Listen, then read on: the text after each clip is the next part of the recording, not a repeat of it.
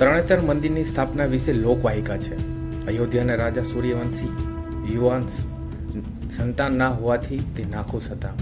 તેમના ગુરુના આદેશથી વરિષ્ઠના સૂચનથી યજ્ઞ કરે છે અને તપોબળથી તેમને ત્યાં પુત્રનો જન્મ થાય છે, જેનું નામ માંધાતા હતું. અને માંધાતાએ જ તરણેતરનું મંદિર બંધાવે છે. આ જ મંદિરમાં ઘણા બધા ઇતિહાસ પણ થઈ ગયા છે. તેમાંનો એક ઇતિહાસ છે મહાભારત કાળનો, અને ભગવાન વિષ્ણુ સ્વયં આ મંદિરે આવીને પૂજા પણ કરી ચૂક્યા છે. તો આજે આપણે આ બધું જાણીશું આજના વિડીયોમાં. નમસ્કાર મિત્રો, બધાને હર હર મહાદેવ. આજના વિડીયોમાં તમારા બધાનું હાર્દિક સ્વાગત છે.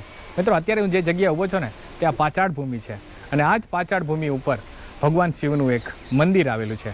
મંદિર એના રહસ્યથી જોડાયેલું છે. તો આપણે આ મંદિર વિશે આપણે જાણકારી લઈશું, અને આ મંદિરે તમારે કઈ રીતે પહોંચવું એ પૂરેપૂરી જાણકારી આ વિડીયોમાં આપવાનો છું. તો વિડીયો સ્કીપ ના કરતા વિડીયો પ્લીઝ પૂરો જોતા રહેજો. તરણેતરનું આ મંદિર 10મી સદી કરતાં જૂનું માનવામાં આવે છે. લખતરના રાજવી કરણસિંહે ઈસવીસન 1902 સાલમાં ઓગસ્ટ મહિનામાં આ મંદિરનું ફરીથી બાંધકામ કરાવે છે. અને મંદિરનો ઘાટ છે તે જૂનો છે, અને મંદિરનું બાંધકામ નવું કરવામાં આવ્યું છે. મારી પાછળ તમે જોઈ રહ્યા છો આ વિશાળ કાય ભગવાન શિવનું આ મંદિર છે. આ મંદિરનું નામ છે ત્રિનેત્રેશ્વર મહાદેવ. આ મંદિરનું નામ ત્રિનેત્રેશ્વર મહાદેવનું મંદિર કેમ પડ્યું છે એ આગળ તમને વિડીયોમાં જણાવવાનું છું. મિત્રો, આ મંદિરે તમારે કઈ રીતે પહોંચવું ને, તો આ મંદિર જે છે સુરેન્દ્રનગર જિલ્લામાં આવેલું છે ગુજરાતમાં, અને થાન તાલુકામાં મંદિર પડે છે. અને થાન ગામથી માત્ર 14 કિલોમીટર અંતરે આ મંદિર આવેલું છે. મિત્રો, મંદિરે આવવા માટે તમારે થાનથી રિક્ષા દ્વારા તમે આવી શકો છો. થાન રેલવે સ્ટેશન પણ અવેલેબલ છે. તો ઘણી બધી આ મોટી ટ્રેનો પણ આ ઊભી રહી છે, અને મંદિરે તમે દર્શન કરવા આવવા માંગો છો તો થાન રેલવે સ્ટેશન તમારે ઉતરવાનું રહેશે, અને ત્યાંથી તમારે રિક્ષા કરીને તમે આ મંદિરે આવી શકો છો.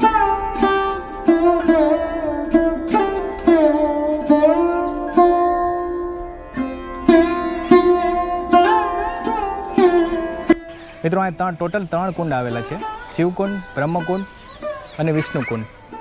અને ત્રીજના દિવસે મિત્રો અહીંયા આગળ એક જગા છે, ત્યાંથી માં ગંગા પધારે છે અહીંયા. તે અહીંયાની માન્યતા છે. ઘણા વર્ષો પહેલાં ઋષિમુનિઓ આ મંદિરે આવતા હતા, લાખોની તાદાદમાં ભગવાન શિવની પૂજા કરવા માટે. અને એ સમયમાં ત્યારે અહીંયા કુંભનો મેળો ભરાતો, અને સમય જતાં હવે અહીંયા લોકમેળો ભરાય છે. તે આખા ગુજરાતમાં પ્રચલિત એનું નામ છે તરણેતરનો લોકમેળો.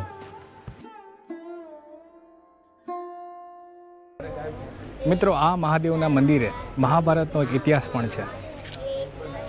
મિત્રો, જ્યારે દ્રૌપદીનું સ્વયંવર થાય છે ત્યારે અર્જુન એમની સેના સાથે અહીંયા આવે છે, અને તમે જોઈ શકો છો આ જ જગ્યાએ અર્જુને માછલીનું વેધ કર્યું હતું. અને એ ટાઈમમાં અહીંયા ખાલી નાનું એવું કુંડ હતું, અને અત્યારે આ તુલસી ક્યારો થઈ ગયો છે. જે મૂડીના જે રાજા હતા એમના દ્વારા આ મંદિર આખું રિનોવેશન કરવામાં આવે છે.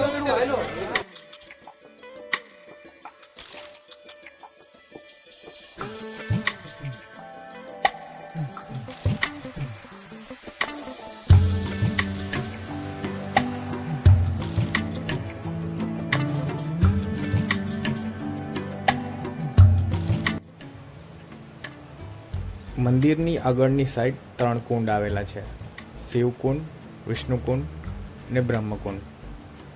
તે મંદિરની સુંદરતા ઓર વધારે છે. મંદિરની ફરતી બાજુ વાસ્તુકલા તમને જોવા મળશે. તે આપણું ભારતનું શ્રેષ્ઠ વાસ્તુકલા તમને અહીંયા જોવા મળશે. આ મંદિરમાં ઘણા બધા ઇતિહાસો થઈ ચૂક્યા છે. તેમાંથી એક ઇતિહાસ છે વિષ્ણુ ભગવાનનો. વિષ્ણુ ભગવાન જ્યારે જમતા ને એની પહેલાં 108 કમળ ફૂલની માળાની ભગવાન શિવની પ્રાર્થના કરતા હતા.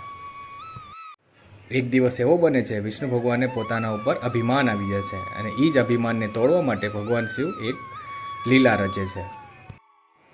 એ જ રીતે એક દિવસ ભગવાન વિષ્ણુ મંદિરે જાય છે ભગવાન શિવની પૂજા કરવા માટે. અને જ્યારે શિવલિંગની પાસે બેસે છે ત્યારે 108 કમલ ફૂલ હોય છે. એમાંથી એક ફૂલ જે છે ભગવાન શિવ એને ગાયબ કરી દે છે. અને વિષ્ણુ ભગવાનને ખબર પડે છે ભગવાન શિવ તો મારી પરીક્ષા લે છે, તો પોતાની જમણી આંખ કાઢીને શિવલિંગ ઉપર ચડાવે છે. અને એ જ સમયે ભગવાન શિવ પ્રકટ થાય છે, અને એ ત્રીજી આંખ લઈને તેમના મસ્તક પર લગાવે છે. અને ત્યારથી ભગવાન શિવને ત્રિનેત્રેશ્વર મહાદેવ કહેવાય છે અને એના ઉપરથી જ આ મંદિરનું નામ ત્રિનેત્રેશ્વર મહાદેવ રાખવામાં આવ્યું છે. મિત્રો, આ મંદિર રામાયણનો ઇતિહાસ પણ ધરાવે છે. રામાયણ સમયમાં શ્રી રામે રાવણનું વધ કર્યું હતું, તો એમને બ્રહ્મ હત્યાનો પાપ લાગ્યો હતો અને એ જ પાપ ધોવા માટે શ્રી રામ આ મંદિરે આવે છે અને ભગવાન શિવની પૂજા કરે છે અને ભગવાન શિવ પ્રકટ થાય છે અને એ પાપથી એમને મુક્તિ આપે છે. મિત્રો, આ મંદિરની વિશેષતા આપણે કહીને કે આ મંદિરની વિશેષતા એ છે કે આ મંદિર બહુ પ્રાચીન કાળનું છે. તો તમે જોઈ શકો ને કે એ ટાઈમમાં પણ જો સારું એવું આ મંદિરનું કોતરકામ કરેલું છે. તમે જોશો ને કે આ 21મી સદીમાં પણ આવા કારીગરો આવું મંદિર નથી બનાવી શકતા. એનું એક ઉદાહરણ તમને આગળ વિડીયોમાં જણાવું છું.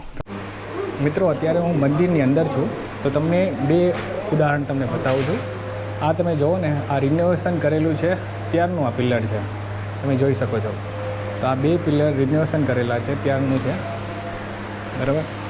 અને આ જૂનું જે મંદિર છે ત્યારનું છે. તો તમે જોઈ શકો છો એ ટાઈમમાં પણ જો લોકો આવું સારું એવું કોતરકામ કરતા હતા અને એક સિંગલ પથ્થરમાં જ આખું આ સ્તંભ ઊભો કરી દેતા. અને આ ત્યારનો પથ્થર છે અને અત્યારનો પથ્થર છે જો. તોય એટલે અત્યારના માનવી એવું ડિઝાઇન નથી કરી શકતા, તો ત્યારના લોકો કેવા એડવાન્સ હશે ને કેવી ટેકનોલોજી ધરાવતા હશે.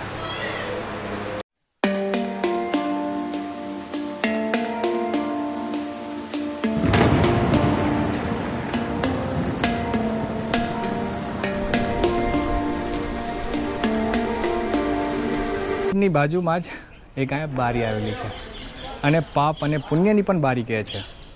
મિત્રો, અત્યારે લોકો 4 ધામની યાત્રા કરે છે, પણ અહીંયા એક મંદિરનું એક રહસ્ય પણ છે. તે અમુક લોકોને જ ખબર છે. જ્યારે લોકો 4 ધામની યાત્રા કરે છે તો એને 4 ધામ યાત્રા જ્યારે પૂર્ણ થાય તો એને ત્રિનેત્રેશ્વર મહાદેવના મંદિરે આવવું પડે છે. અને આ મંદિરે કુંડમાં સ્નાન કર્યા બાદ ભગવાન શિવને પાણી ચડાવ્યા બાદ અહીંયા પાપ પુણ્યની બારી આવેલી છે.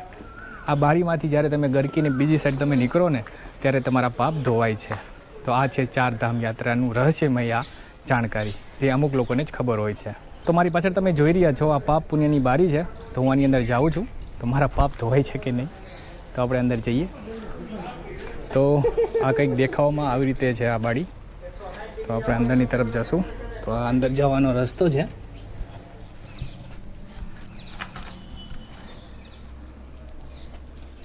તો અત્યારે હું અંદર આવી ગયો છું અને અહીંયાથી તમે ઉપર જોશો ને તો ઉપર બધું ઢકાયેલું છે. અને આ બારી છે મિત્રો, એકદમ આ નાની બારી છે. તો આની અંદરથી મારે હવે બહાર નીકળવાનું છે. લે,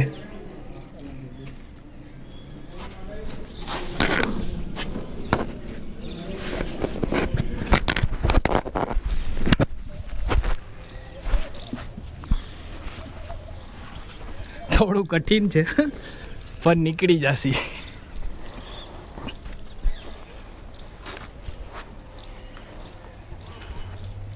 હર હર મહાદેવ. મિત્રો, બહાર નીકળી ગયો છું. તો મિત્રો, આ હતો આજનો વિડીયો. ભગવાન શિવનું આ મંદિર તમને કેવું લાગ્યું તો કોમેન્ટ કરીને જરૂર જણાવજો. અને મિત્રો, આ ચેનલમાં તમે નવા છો તો આપણી ચેનલને સબસ્ક્રાઈબ કરજો.